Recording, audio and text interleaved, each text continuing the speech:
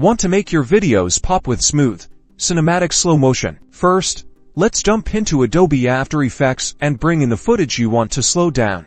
The first thing you'll do is apply the Twixtor plugin to your chosen clip. Simply select the clip in your timeline, and then search Twixtor in your Effects and Presets panel. Double-click it to apply the effect. Now, let's dive into the settings. The speed parameter is your main control. Lowering this value will create slow motion.